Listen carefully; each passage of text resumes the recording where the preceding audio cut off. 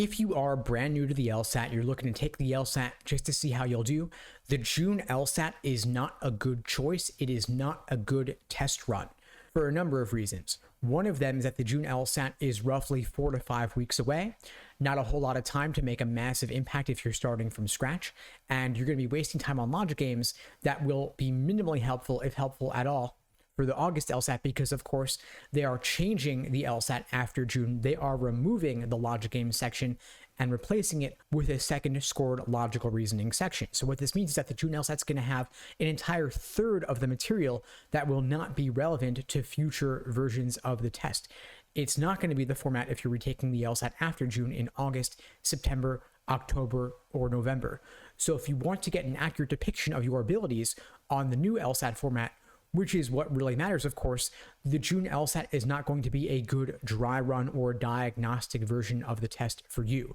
Of course, law schools are not going to care which version of the LSAT you take. They don't care if you take it with the logic games or without the logic games, just as they don't care if you take it in person or remotely online. They don't care if you take it on paper or on a computer, just as they don't care if you are applying with an LSAT flex score from earlier in the pandemic versus taking the LSAT in 2023, 2024, or beyond. There is also a massive benefit to taking the LSAT in the new format starting in August and beyond, because without logic games and with more focus on logical reasoning, you can narrow your focus to studying the logical reasoning section in particular. That's now going to be 2/3 of the LSAT starting in August. So a benefit there is for any gains you make in your understanding of logical reasoning, those are going to be doubled across the 2 sections out of 3 on the test.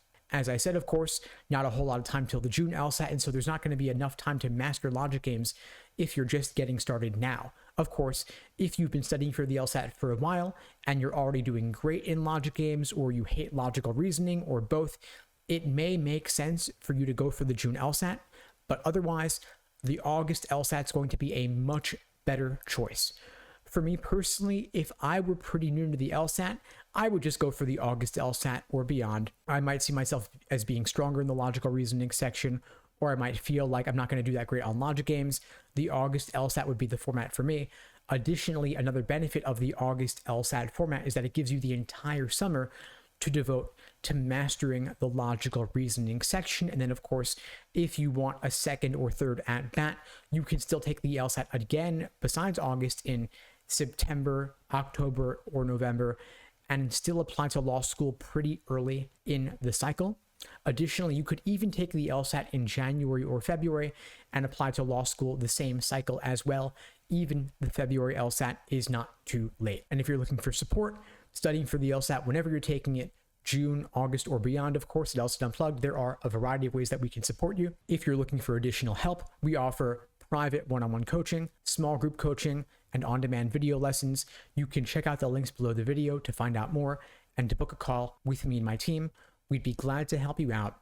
One additional consideration that you may not see reflected in the previously administered LSATs is that with the removal of the logic game section after the June test, there are early indications that LSAT will be devoting more attention to mathematical style reasoning, formal logic in the logical reasoning section, starting with the August LSAT.